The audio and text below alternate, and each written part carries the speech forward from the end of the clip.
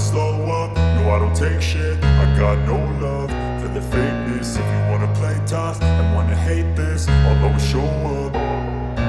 I don't ever slow up, no I don't take shit. I got no love for the fakeness. If you wanna play tough and wanna hate this, I'll always show up and make a statement. I don't ever slow up, no I don't take shit. I got no love for the fakeness. If you wanna play tough. Force and combat ने कुछ समय पहले दुनिया की शीर्ष 10 विशेष बलों की एक सूची प्रकाशित की, जिसमें पहला नंबर अमेरिकी navy seals, sea, air and land को दिया गया था।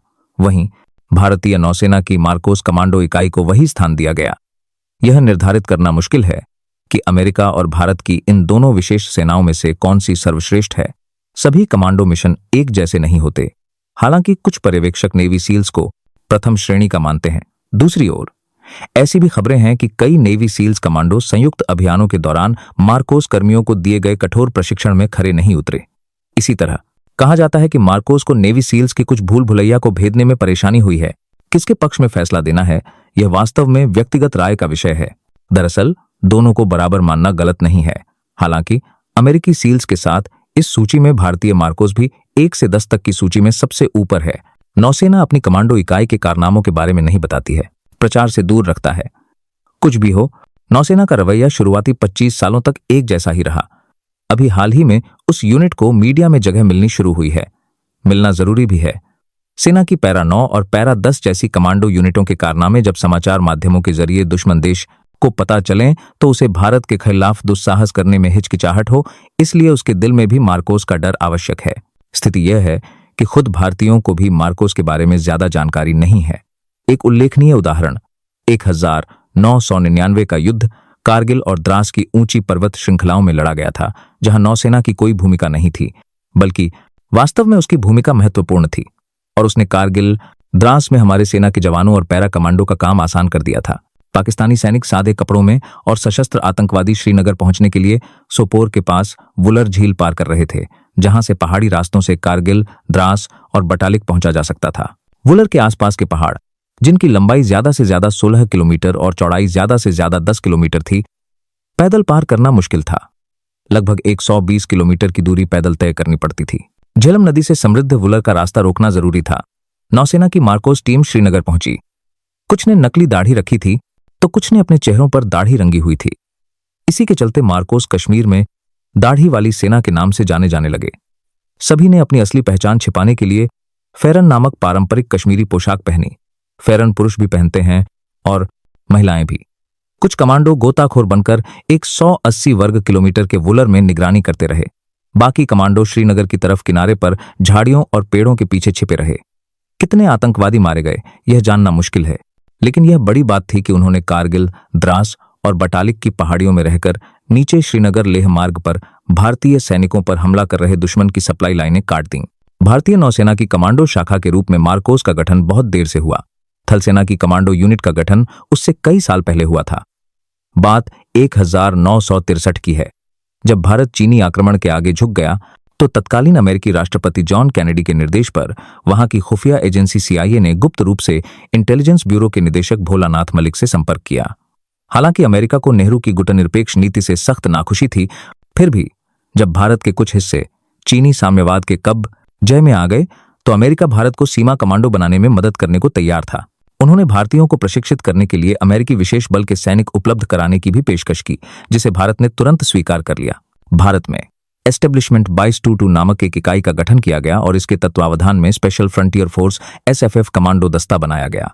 यह भारत का पहला कमांडो दस्ता था। यह परियोजना गुप्त थी, इसीलिए समाचार माध्यमों को इसकी जानकारी नहीं दी गई। अमेरिकियों द्वारा तैयार की गई योजना के अनुसार इस दस्ते के साहसी कमांडो का काम सीमा पार यानी चीन के कब्जे वाले तिब्बत में जासूसी गतिविधियां करना था। इसलिए चीन द्वारा निर्वासित तिब्बती सैनिकों को SFF के चयन में प्राथमिकता दी गई। चीनी भारतीयों को देखते ही पहचान लेंगे। अमेरिकी प्रशिक्षकों की सलाह के अनुसार कुछ समय बाद स्पेशल फ्रंटियर फोर्स SFF का मुख्यालय देहरादून से 3 घंटे की यात्रा पर स्थित खूबसूरत सैन्य हिल स्टेशन चक्राता में स्थापित किया गया। यह कदम स्वागत योग्य था, लेकिन इसे पूरा करने में बहुत देर हो चुकी थी। ब्रिटेन, फ्रांस, इटली, अमेरिका आदि देशों के विशेष बल द्वितीय विश्व युद्ध में पहले ही कई साहसिक अभियानों को अंजाम दे चुके थे। भारतीय नौसेना के मार्कोस की स्थापना की सटीक तिथि उपलब्ध नहीं है। तिथि निर्धारित करना भी कठिन है, क्योंकि इसके गठन का इतिहास विभिन्न समयावधियों में विभाजित है। इसका पहला बीज 1965 में बोया गया था और तब इसे मार्कोस के नाम से नहीं बल्कि इंडियन मरीन स्पेशल फोर्स के नाम से जाना जाता था। 1987 में इसका नाम बदलकर मरीन कमांडो फोर्स कर दिया गया। मुंबई स्थित इंस अभिमन्यु इसका मुख्यालय था। अंततः मार्कोस नाम स्थायी हो गया। एक विशेष बल के रूप में मार्कोस एक अलग दुनिया है, जिसके कमांडो सदस्यों का नौसेना अधिकारियों या नाविकों के साथ कोई समानता नहीं है। भारत के सबसे शक्तिशाली, साहसी, निडर और प्रशिक्षित योद्धाओं को मार्कोस में रखा जाता है। यहां जगह पाना आसान नहीं है। प्रशिक्षण शुरू होने से 3 दिन पहले होने वाली शारीरिक परीक्षा में केवल 80% उम्मीदवार ही पास होते हैं। चुने गए उम्मीदवारों को लगातार 5 हफ्तों तक गहन मानसिक और कष्टदायक प्रशिक्षण से गुजरना पड़ता है। विपरीत परिस्थितियों में भी दृढ़ता बनाए रखते हुए कभी हार न मानने का जज्बा बनाए रखना, आपदा के समय घबराने की बजाय रणनीतिक रूप से बचाव का रास्ता बनाना, जान जोखिम में डालकर भी मिशन की सफलता के लिए असंभव लेकिन जरूरी काम करना आदि। जो उम्मीदवार व्यावहारिक परीक्षा में जरा भी अकुशल साबित होते हैं, उन्हें उस पड़ाव पर मार्कोस कमांडो बनने का अपना सपना भूलना पड़ता है। शुरुआती 3 दिवसीय परीक्षा में से चुने गए 10 में से 1-2 छात्रों के लिए आगे के दिन बेहद कठिन होते हैं, क्योंकि हर तरह का प्रशिक्षण 3rd डिग्री ट्रीटमेंट जैसा होता है। स्काई डाइविंग, पर्वतारोहण, खंजर जैसे हथियार से द्वंद्व युद्ध, जासूसी युद्धाभ्यास, अपहरण रोधी अभियान, शार्प शूटिंग आदि। हर परीक्षा एक कठिन परीक्षा है। सबसे कठिन परीक्षा का नाम बिल्कुल सही मायने में डेथ क्रॉल रखा गया है। प्रत्येक ट्रेनी को अपने कंधों और पीठ पर 25 किलोग्राम का कवच बांधकर कमर तक कीचड़ में 800 मीटर 100 फीट की दूरी तय करनी होती है। सादे पानी में इतनी दूर चलना मुश्किल होता है, जबकि मोटे कीचड़ में कठिन बाधाओं का सामना करना पड़ता है। वह बाधा एक सामान्य व्यक्ति के पैरों को पूरी तरह से कमजोर कर देगी और व्यक्ति अपना संतुलन भी खो सकता है। इस परीक्षण के बाद मार्कोस ट्रेनी को लंबा आराम मिलना चाहिए, लेकिन इसमें कोई छूट नहीं है। कीचड़ पार करने के तुरंत बाद प्रत्येक को 25 किलोग्राम का समान वजन लेकर उबड़ खाबड़ जमीन पर 2-5 किलोमीटर तक लगातार चलना होगा। लेकिन उसी स्थिति में उसे बंदूक से 25 मीटर यानी 82 फीट दूर एक लक्ष्य को सटीक रूप से भेदना होगा। उसका साथी लक्ष्य के ठीक बगल में खड़ा है, इसलिए ट्रेनी का परीक्षण उसके साथी के लिए एक परीक्षा है। यदि ट्रेनी लक्ष्य से चूक जाता है तो समझो उसका साथी गया। अगले दौर में फायरिंग के लिए प्रतिक्रिया समय केवल 0.27 सेकंड है। इस परीक्षा को पूरा करने के बाद इसमें उत्तीर्ण उम्मीदवारों को पैराट्रूपर्स ट्रेनिंग स्कूल में स्काई डाइविंग का प्रशिक्षण लेना होता है। शुरुआत में केवल सामान्य प्रकार का पैराजंप कराया जाता है, जिसके दौरान वे 380 मीटर की निचली सतह पर उड़ रहे विमान से पैराशूट के साथ छलांग लगाते हैं।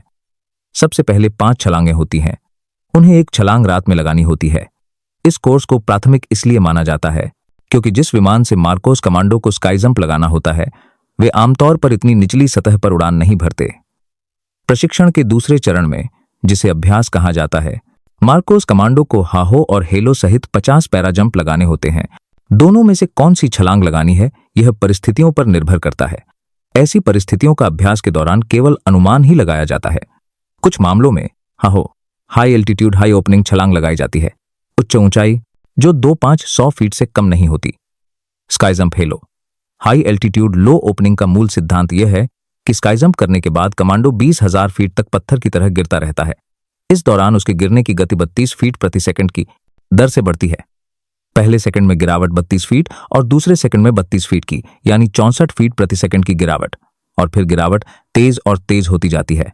गति बढ़कर 280 किलोमीटर प्रति घंटा हो जाती है। इसलिए जब कमांडो लगभग 20 फीट 610 मीटर की निचली सतह पर पहुंचता है तो वह पैराशूट की रस्सी खींचता है और अपने गिरने को नियंत्रित करता है। आगरा के पैराट्रूपर्स ट्रेनिंग स्कूल में ट्रेनिंग पूरी करने के बाद कमांडो को अरुणाचल प्रदेश के तवांग जाना होता है। तवांग में पर्वतारोहण स्कूल है। यह पर्वतारोहण का प्रशिक्षण केंद्र है।